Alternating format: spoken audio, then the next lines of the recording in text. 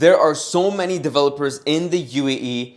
In Dubai alone, there's over 150 different active developers. So how do you know which one is good and which one is bad?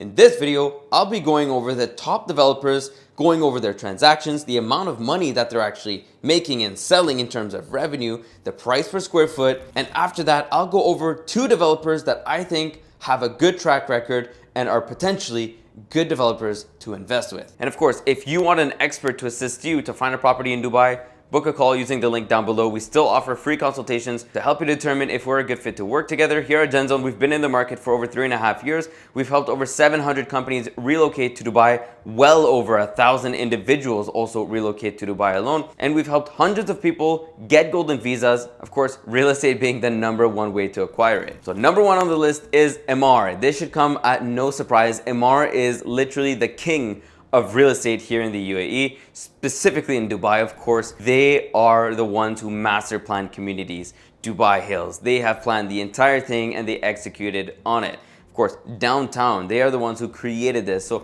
Emaar has been in the game for a very, very long time and they know what they're doing. And they've made their name in the space as literally the best developer, of course, by reputation. Now, with that being said, does that mean that you should only invest in Emaar? Of course not. There are many other developers on the market that are very good. And I will say that Emaar delivers very consistently. They deliver a product that is always good. You're always going to be able to exit on that product later because there's a lot of liquidity and a lot of demand for Emaar products.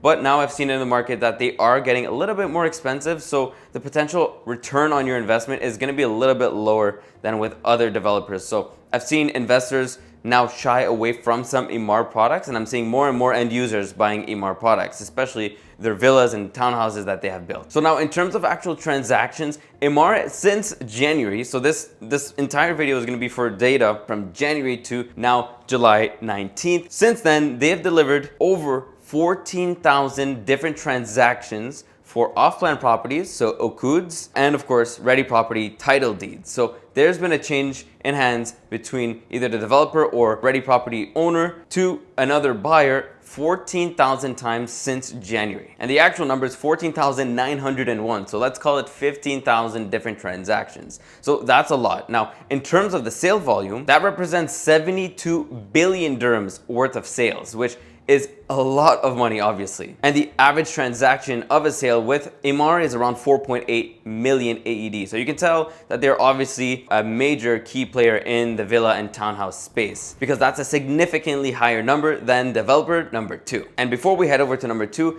Emaar's average price per square foot is around 2,100 AED. So you can see that this is definitely on the premium end. And also keep in mind, Emaar has a lot of old buildings in Dubai. So that pressure on, of course, lower priced units is still pushed up by their new developments and new handovers. I can say that an old building by Emaar that's around 15 years old will cost still price per square foot around, on the lowest end, it should be around 1,600 dirhams, 1,700, 1,800, 1,900. So you can tell that, of course, they are definitely a premium player in this space. People are willing to pay more for Emaar. They have the best products. At least they have delivered the best products on a large scale. Now at #2, we have Damac, which is one of my favorite developers to invest in off-plan properties now. They have amazing value with a lot of their new launches. Now there's a lot of launches that I'm not a huge fan of, but they absolutely have some launches that just have amazing value for people to get into. Specifically, Damac Islands was an amazing investment. Chelsea Residences in Maritime City, that's a fantastic investment. But of course, there's other projects that maybe I don't really necessarily align with, but are still great for end users. They've transacted 12,500 different properties since the beginning of this year. And with a sales volume of 30 billion AED. So keep in mind, Emaar was around 70,000, Damac is at around 30. So even though their transaction volume is actually quite similar, Emaar is still significantly higher for the actual amount of money people are spending on their properties. And of course, this will reflect in the cost per square foot, of course, where Emaar is basically half of that. While Emaar is selling at around 2,100 dirhams per square foot on average, Damac is selling at around 1,250 dirhams per square foot on average. And I would say that this is because at first, Damac came into the industry a long time ago as a affordable developer, but more and more they are shifting away from this. Of course, there are no new launches with this type of square foot prices unless you're going into Dubai land and you're buying like a townhouse, but all their new apartments are significantly more expensive now, so it's only the old stock that is selling at this price. Of course, if we looked more into their off-plan transaction prices alone, this will be significantly higher. Their townhouses, the minimum price is 1,100 dirhams per square foot, and this is in Dubai land, which is quite further out, right? It's around 30-45 minutes from downtown, but all their, new apartments are selling at a much higher price. For example, the one in Maritime City is selling at around 3,000 dirhams per square foot. So you can see that they are stepping away from their old affordability and they are delivering higher class products as well. Up next, we have Soba Realty, which transitioned from kind of like a niche developer to now they're building a bigger brand. They developed their own community in Soba Heartland 1, which is amazing. People really love that area. It has one of the best schools in all of Dubai there. They have high rises and they also have actual like villa communities there as well. So Soba Heartland 1 was really popular and now they're launching Soba Heartland 2. Of course, they already launched this and people can buy off-plan projects there. So now in terms of sale volume, Soba is still a big player, but nothing like Damac or Emaar. Since the beginning of this year, they've transacted around 5,850 different properties, again, off-plan and ready properties. And in terms of their sales volume, similarly from Emaar down to Damac, now Damac down to Soba, they have half the sales volume of Damac, which brings them to around 15,000 AED in sales volume since the beginning of this year. But the actual number is 14.18 billion dirhams. And here's where it gets interesting because like I mentioned, right, Damac and Emaar have been in the game for so long that they delivered older products that of course people are not willing to pay a high premium for, for a price per square foot.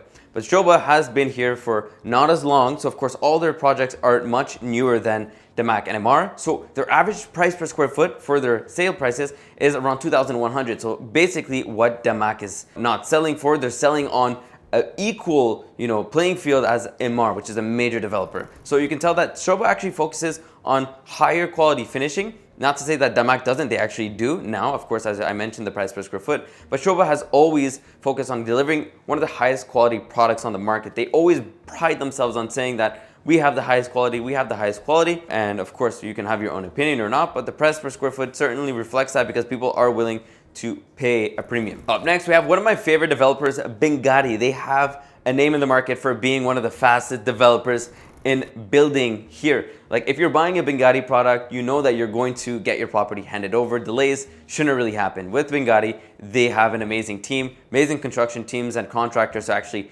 take care of the properties and build them. And I see it firsthand because even this building right here is by Benghi. Down that street there, they have a Bugatti residences. And on the other side, on the road where our office is here in Churchill Tower, they have multiple towers coming up. They have the Skyrise Tower coming up, which is going to be 3 beautiful towers. They even have the Sky Hall Tower coming up as well. They have multiple towers coming up. Now, Benghi delivers a high quality product. They are not on the low end of units. This is a good product to invest in and will give people good rental yields as well. And since the beginning of this year, they transacted around 5,000 different properties ready and off plan. Mostly these would be off plan because Benghi has been really scaling recently. And the sales volume for Benghi is 6.72 billion AED since the beginning of this year. So of course, comparing it to a developer like Emaar, you'll see that Benghi is much smaller. But if you keep in mind and you filter this by just off plan properties, which I will do after this video, so stick to the end, you'll see that they actually are a large developer. And the average price per square foot for a Benghi project, which by the way, they have a huge focus on premium areas like Business Bay,